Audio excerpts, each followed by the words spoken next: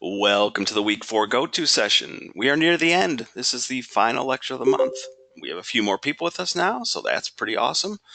As I was saying before I started the recording, this will be hopefully a shorter lecture because, yeah, we're in week 4, people. So I'm just going to go over this week's final activities, and we will call it a night. So we're in week 4.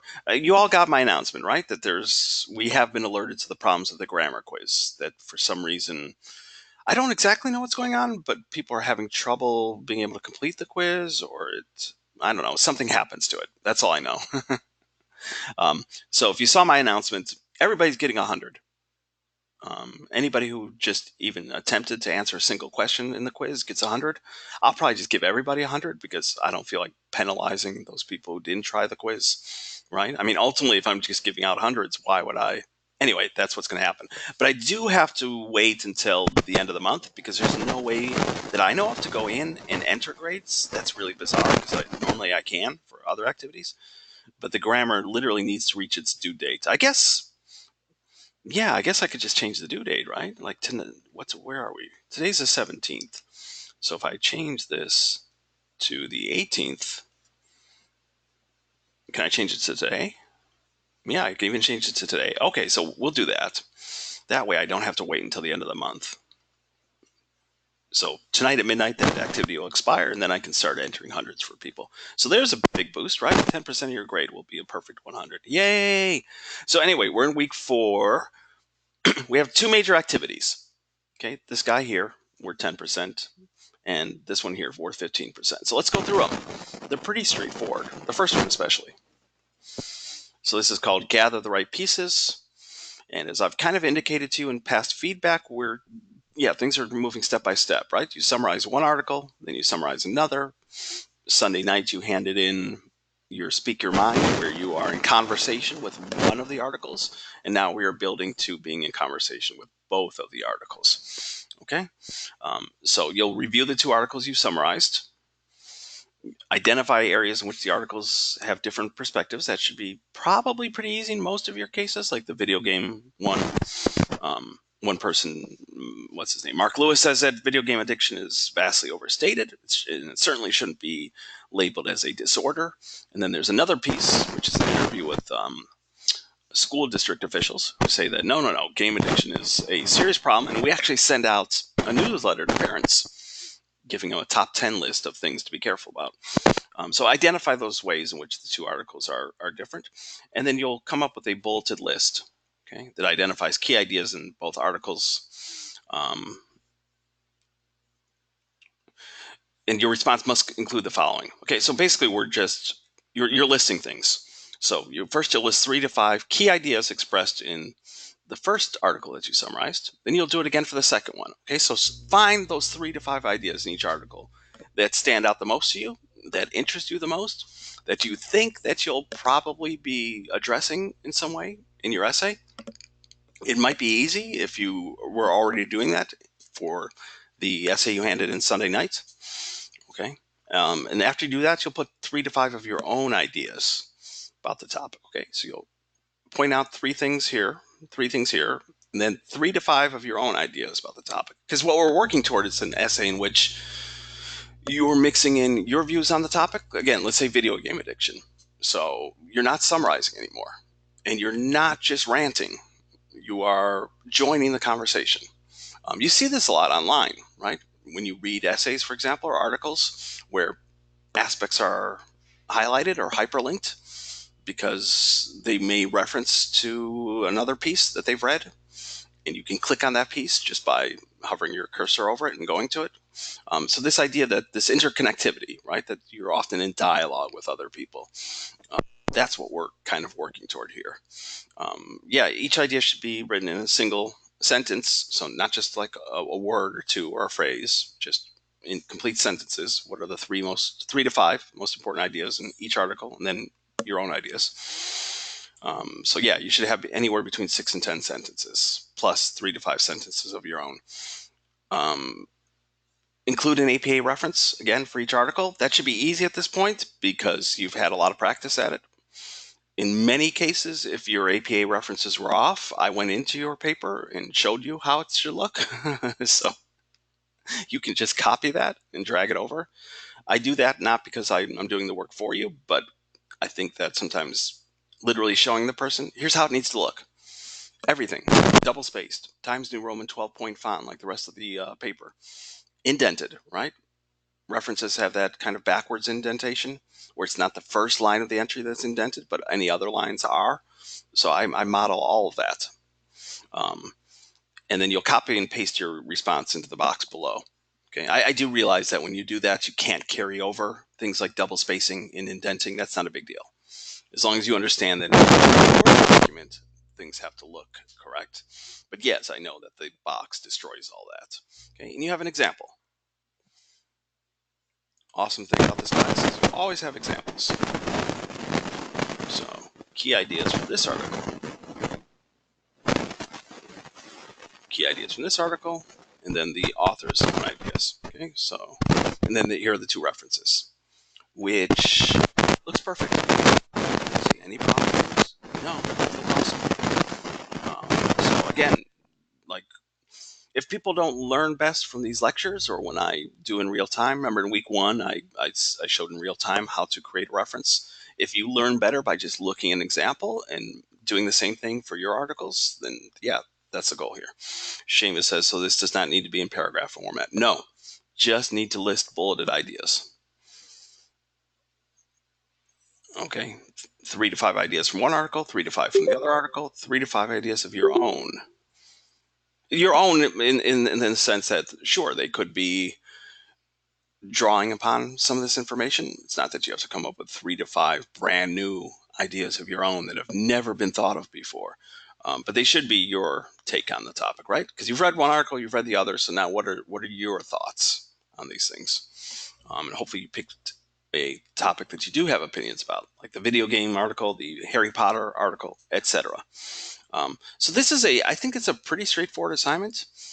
Um, I hope that lots of people, I mean, those of you who are here for the lecture, of course, are hearing this, but not all people watch the lectures. But I really do hope that they click on the example because when you see the example, it reinforces exactly what you need to do. And this is so you have, in essence, the material already for the next major assignment, which is what we're going to look at now, which is the final essay for the class. Okay, 4.4, show what you know. It's worth 15% of your grade. It is worth the most points of the class. So let's take a look at this. See, we're cruising right along. 7:15, and I'm already done with part one. Though, if I'm going too fast or something I missed, and you please type your question in the chat. Okay. So I will go over some of these instructions in detail or read them out loud, even though it's totally boring because I want to make sure that people understand. So you'll take that thing that you just did, right? That bulleted list, because hopefully you'll use it as the framework for your ideas. And then your job is to take ideas from both of the articles and your own thoughts into one thorough discussion, one thorough essay. Okay, so that's why we're having you do this first activity to begin with.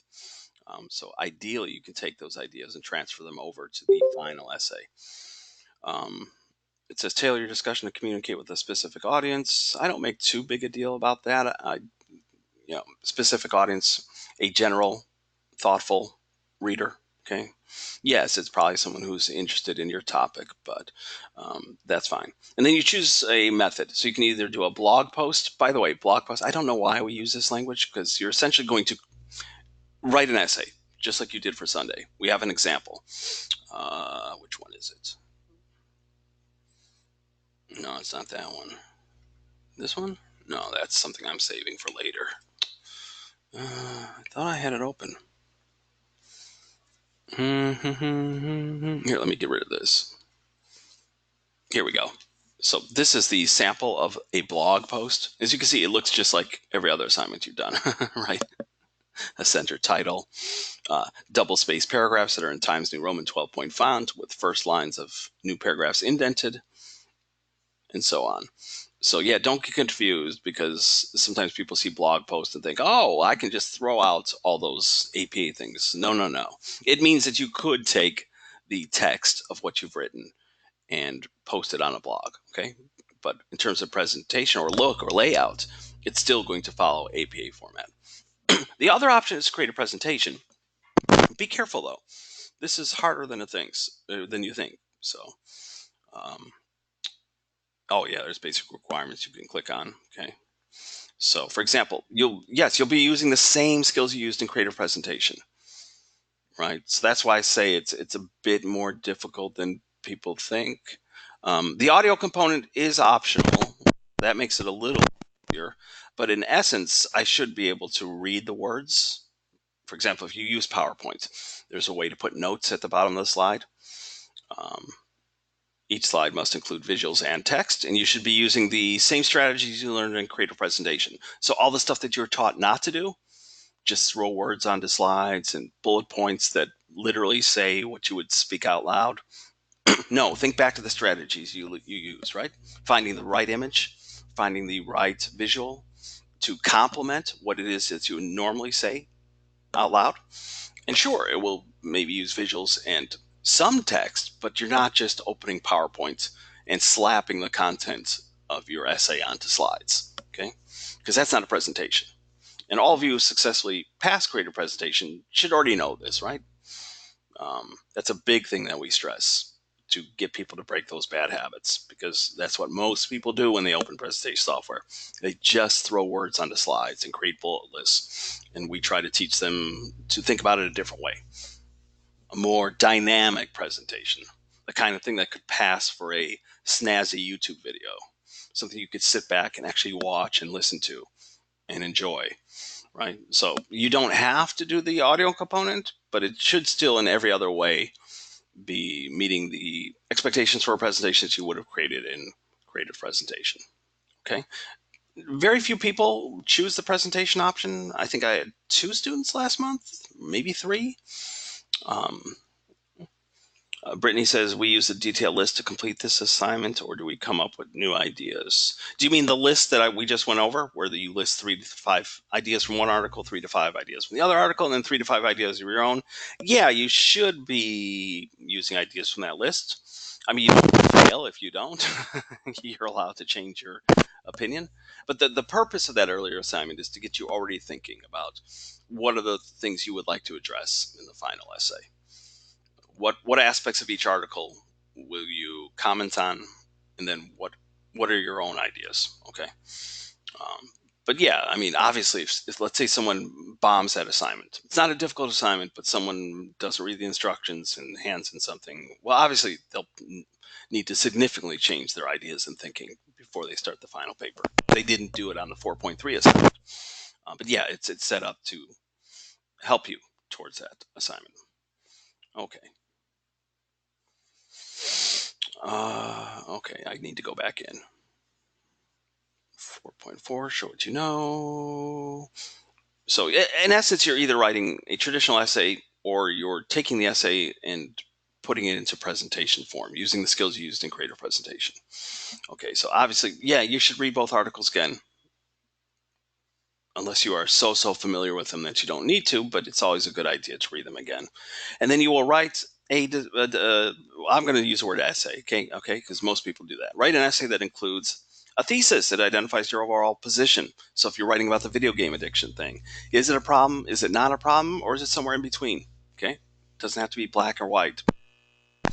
Agree partly with Mark Lewis and the NewsGuard article, or the Harry Potter things, right? The Jay-Z stuff. Your essay should have at least 2 supporting points. So when I say 2 supporting points, think 2 supporting paragraphs, 2 body paragraphs, at least 2. And you should be including ideas and concepts from both the articles. So that's why we have you do that earlier step where you identify those things already. There should be at least 1 quote from each article, properly cited. And last week I went over this, so if someone wants me to do it again, I can, but I'll mostly point you to the week 3 lecture, okay? Because you can jump around in that video. You don't have to sit there and watch all 45 minutes of it again. You can just skip to the part where, remember, I had a Microsoft Word document open and I showed in real time, here's how you paraphrase, here's how you do direct quotes. And I show the 2 very different methods you can use. One is where you use the author's last name in your actual sentence. And then I show the method for if you don't mention the author's name. Okay. And then there's some tips here. So keep content focused on industry topic. Yeah, I just say keep focused on the topic. In other words, yeah, this is not your time to, let's see, who do we have here tonight? This shouldn't be an essay that reads like the world according to Mary Jo or the world according to Markel. Yes, you do get to share your own view. It's not, um, if you remember, I was talking about this, right? People are very good at sharing their opinions. People are awesome at sharing their opinions. They're so good at it that they often don't really care about knowing. They just jump right in to a comment section or, right? There's an article, but why read the article? I already know what I want to say, so I'm going to skip that comment, type in all caps how strongly I feel from that, okay?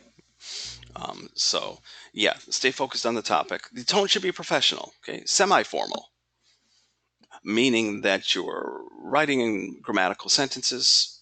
You can use first person, especially if your personal experiences are somehow important. But yeah, it's not you just spilling your thoughts and opinions and emotions onto the page. Um, and then, yeah, you should use direct quotes. It should be an APA format.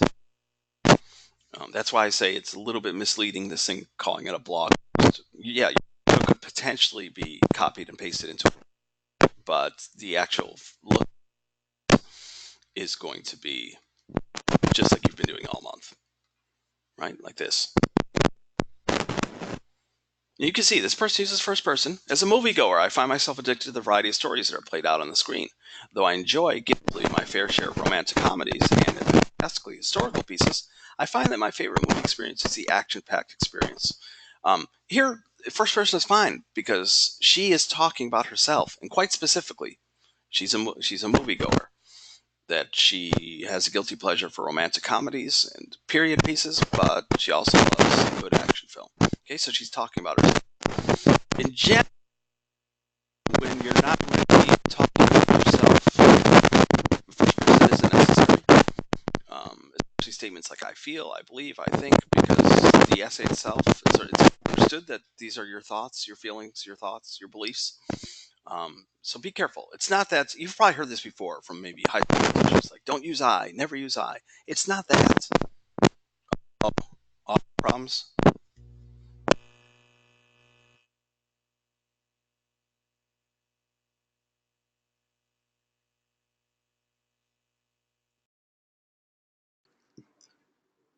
Okay, so we'll stick with this. Did it just happen? So I don't need to go back and explain things. Hopefully that doesn't happen in the recording. Here, I'll speed things up, okay? I'll try not to be so fast that it makes people confused, but things are good now? Yes, no?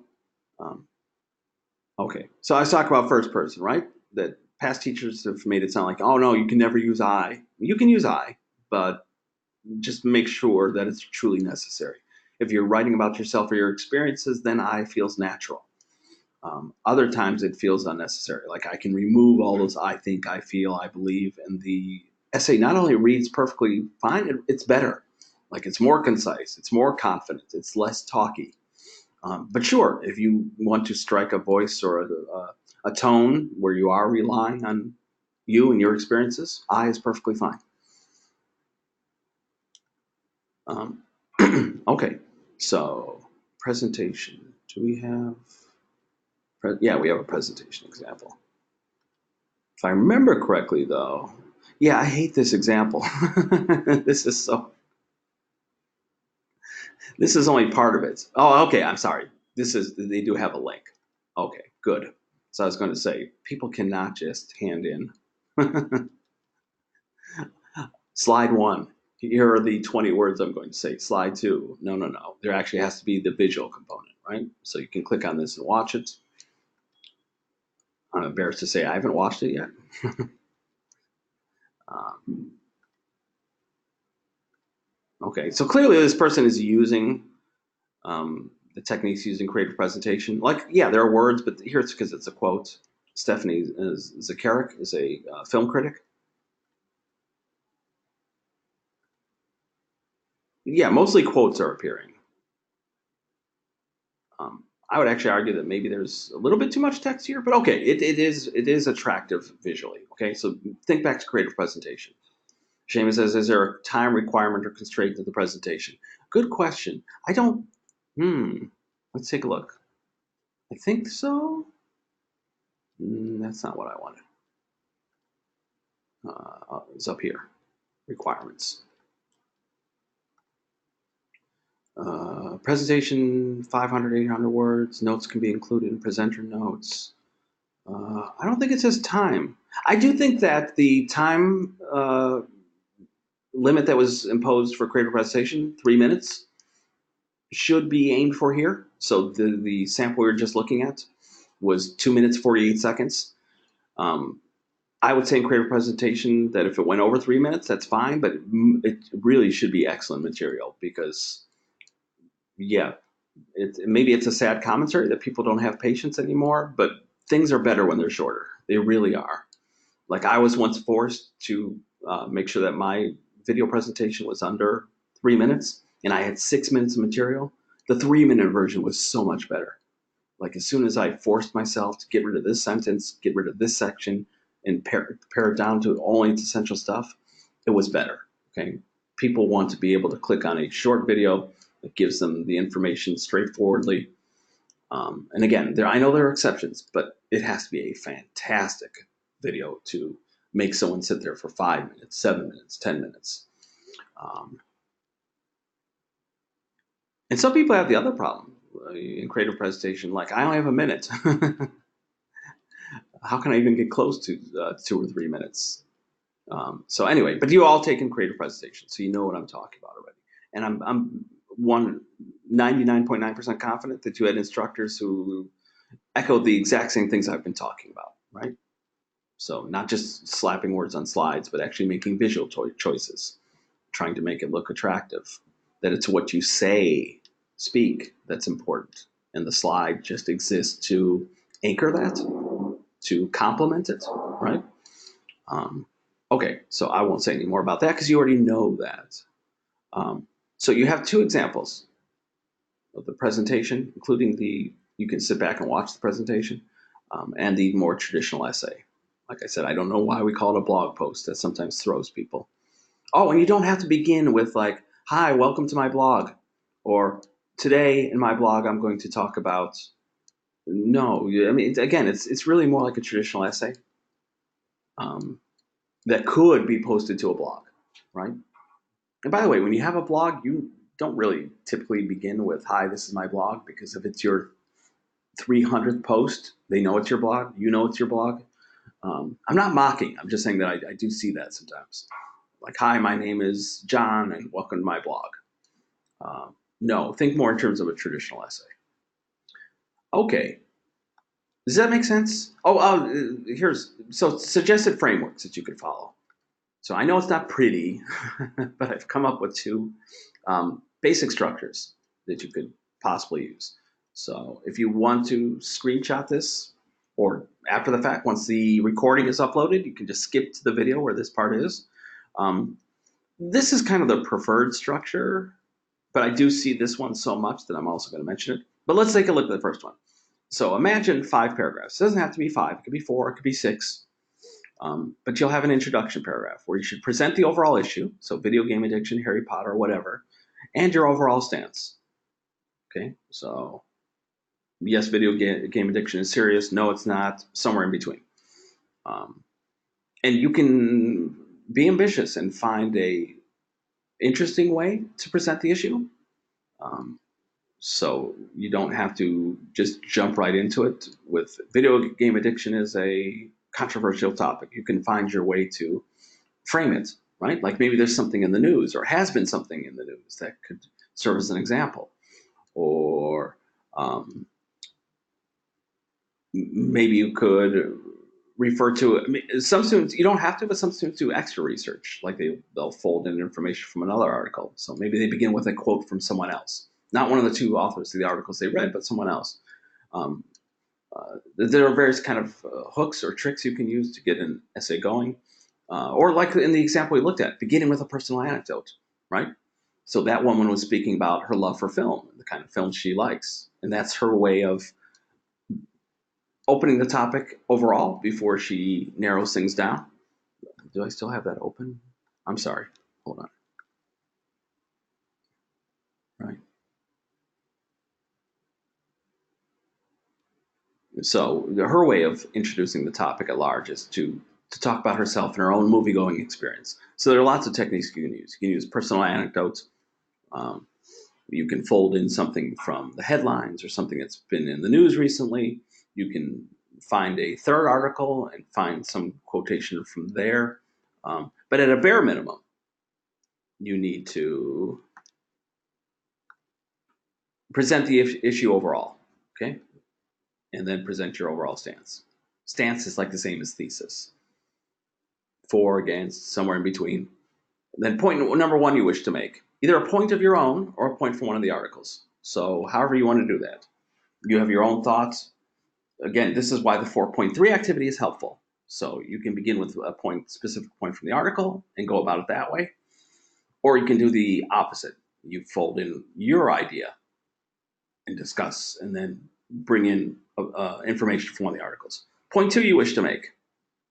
And the three dots just mean the same thing. Your own or a point from one of the articles. Point three, if needed, you wish to make, and so on. And there should be a short conclusion where you kind of recap your overall take and bring the essay to a close.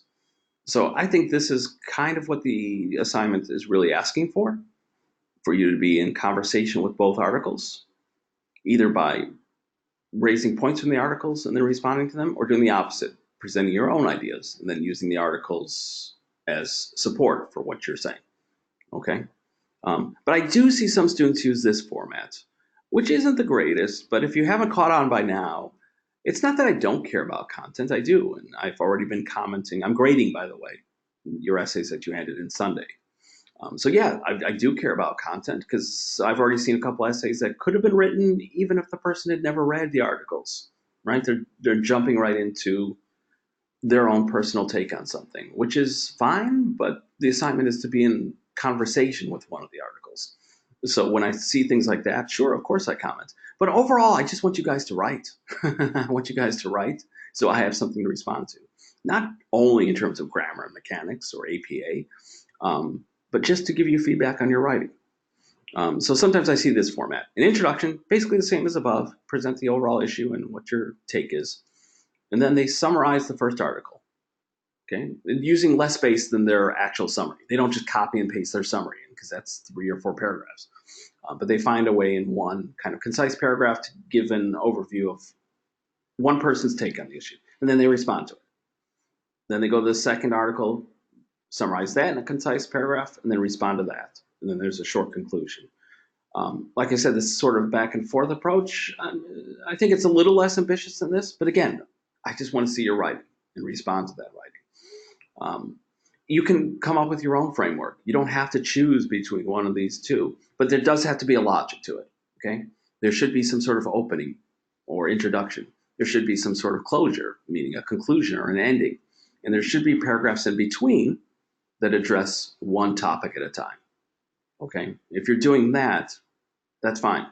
Again, there is flexibility here to do things how you wish. But there should be a logic to it. It shouldn't just be you spilling your thoughts onto the page, and then when you run out of things to say, you stop. And arbitrarily, there are paragraph breaks, but it's not really very clear what the organizational structure is. And you don't have to rigidly stick to like paragraph 1, paragraph 2, paragraph 3. For example, if you summarize the first article in one paragraph, maybe you have 2 things you want to say, and it takes you 2 paragraphs to say them in response. Well, then this could be 2 paragraphs in length. Same thing here. So instead of it being 6 paragraphs, maybe it's 7 or 8. Again, you have the flexibility. Does this make sense, by the way, or am I confusing people with my suggested possible frameworks that you could use for this essay? Okay, one person makes sense. Good. Like I said, you can always just skip specifically back to this part of the lecture if you want. Some people learn best through example. So click on that sample that I've Now opening for the 5th time because I can never find. Oh, there it is. Right. Other people learn through example. So if I do encourage people to read it, it's not a long essay. And if you like this strategy, then do the same. Okay. All of you should be experts at APA at this point. By the way, this drives me crazy. Remove hyperlink. I don't care if yours is hyperlinked. I just hate seeing it. It drives me nuts. Actually, I don't even have to highlight it. I just have to right click on it. There we go. To my eyes, that looks pretty. Actually, it looks like there is one mistake. There's too much space here. It should look like that. Sometimes students like to put in extra space because they think it looks crammed, but no. They'll put extra space between paragraphs. But no, you don't do that. Like when you open up a novel, you don't see like extra space between paragraphs. So even though things look like they're cramped, to the student's perspective, no, that actually is how it should look. Okay. And in week 1, I went over all this, the layout issue. So yeah, you just hit enter once after the first entry. One final thing we have to go over is this guy here, a reflection essay, worth 0%, but I'm supposed to take off professionalism points for people who don't do it. This is not a big deal. Essentially, you're answering a series of prompts. These guys here, okay? Basically, just slap together an essay. Well, slap together. We're going to answer these bullet points. Okay, it's about the class as a whole, not about me. You have a separate activity that will be sent to you, I think, in a link. We get to talk about what you liked about the class or the instructor or what you hated. This is not that. Okay, so this is more big picture stuff about what you expect from the class and did it meet your expectations. Lots of questions about you and your writing. Okay, so how confident were you at the beginning? Did it change throughout the month? How did your writing change during the month? Okay. And yeah, it shouldn't be a Q&A where you copy in the question and then provide a short answer. Copy in the question, write just in paragraphs. But it's pretty simple. You should follow, again, standard rules, but at this point, that shouldn't be difficult. Like you should be able to create a double-spaced document with paragraphs that are indented. All the APA stuff, but it's not that big of a deal because you're not going to be citing, you're not going to be referencing. It's just following standard paragraphing. And by the way, from this point forward, all Full Sail classes use APA format. I think I might have mentioned this before, where some instructors, yes, they'll be very picky. They see one small thing in the reference and you'll lose points for it. Others, they just want to see if you're more or less getting it right, but they do expect you to have the very, very basic stuff down, like double spacing paragraphs, indenting the first line of a new paragraph, using a standard font, Times New Roman 12 points, right? All that kind of really, really basic stuff, layout stuff. So be careful, okay? Because it's not like you finish English class and goodbye APA, never have to worry about it again. No, it is the style system used in all Full Sail classes, okay? And it gives a length suggestion, but don't be frightened by this, okay? You essentially just have to answer these questions in paragraph form. I don't really evaluate it in terms of like, oh, this could have been better written or worse written, or there are some grammar issues here. No. You get credit just for doing it. Yes, some thought should be given to writing in paragraphs and following basic APA issues. But otherwise, it's a kind of penalty-free assignment. That's why it's worth 0%. Okay? There's a penalty for not doing it, but there isn't. I'm not going to look at it and say this is an 85 or this is a 79. Okay? You get all or nothing. So in that sense, I think it's a low stakes activity. Yeah. Let's see, is there anything else? That's really it. Oh, extra credit. Okay, so you can earn extra credit. I knew there was something I was forgetting. Where you will take, I always think that's someone giving their middle finger, but it's not. That image always frightens me because it's ugly and it looks like he's giving me the finger, but he's not. He's just saying, come here.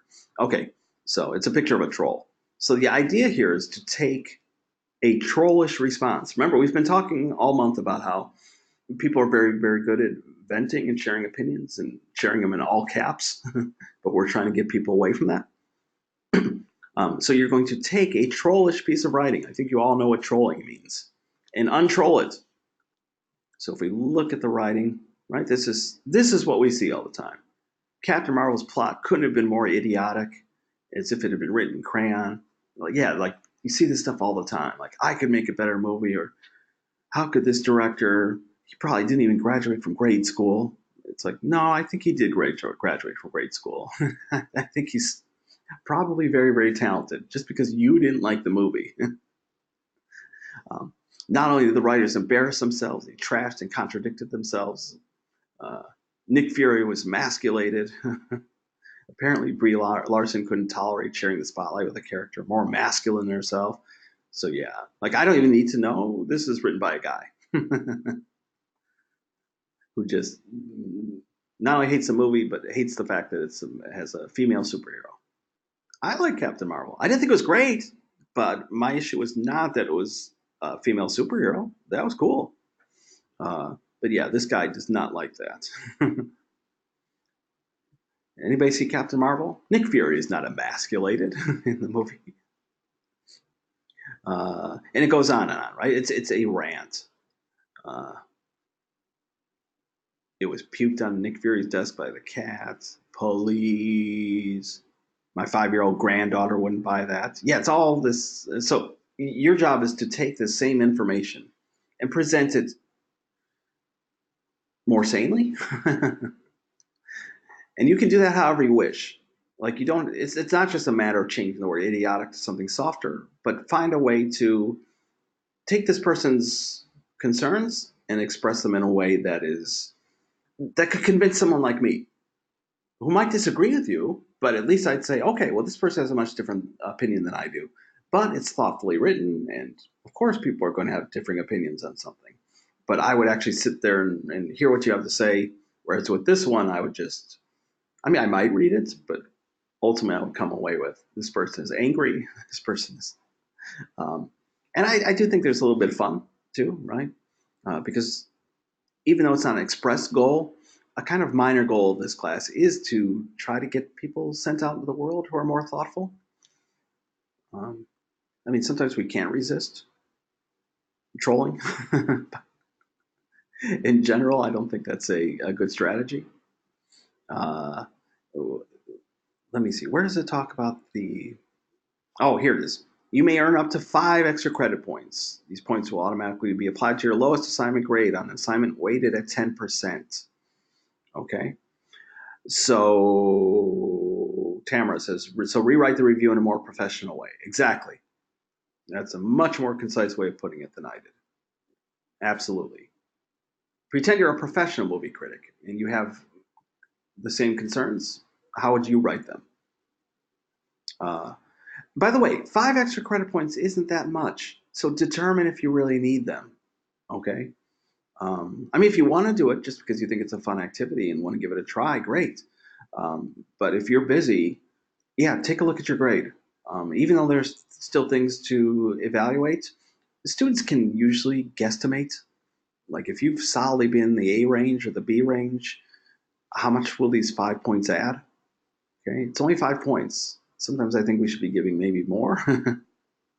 um, but 5 points added to a 10% assignment is adding half a point.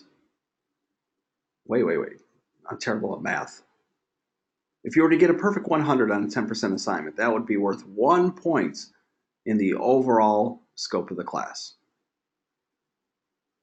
Or excuse me, I shouldn't get into math. There's a reason why I'm an English major.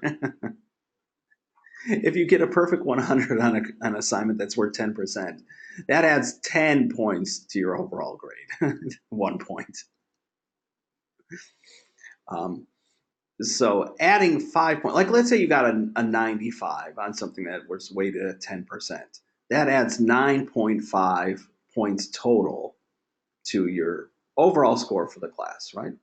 So by doing this extra credit and getting 5 more points, it will bump things up, what, 0.5 overall? In other words, it's not worth that much. So take a look to see if you're like between grades or if the 5 points really does make it. I mean, listen, usually if people are on the edge, I'm aware of that. And I try to make it so that they're going to get the higher of the two grades because if you're so tantalizingly close to, let's say, a B plus instead of a B, yeah, I don't want to hold you back. Um, but it can certainly make it more of a sure thing. So anyway, I'm not trying to scare people away from doing the extra credit, but you're busy and there's a lot to do, and um, do it for fun if you want, but you might want to look at your grade first. Okay. Questions, comments, considerations about anything, about week 4, about the class as a whole.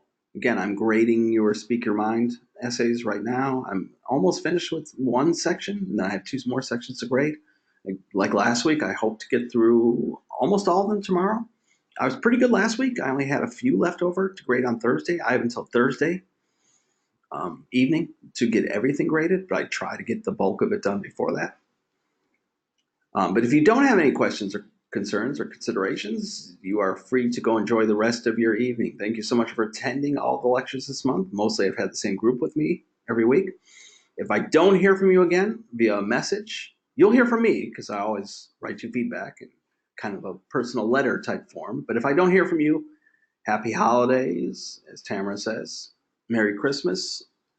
Happy New Year. Maybe I'll hear from you again in 2020. Oh my gosh. It hit me the other day. We're changing the calendar to 2020. Oh, getting old. Anyway, I'm going to hang out for a bit if people do have questions. But if not, yeah, you don't have to hang around. Okay? And I'll wait a few seconds. But if people don't have questions, I will stop the recording,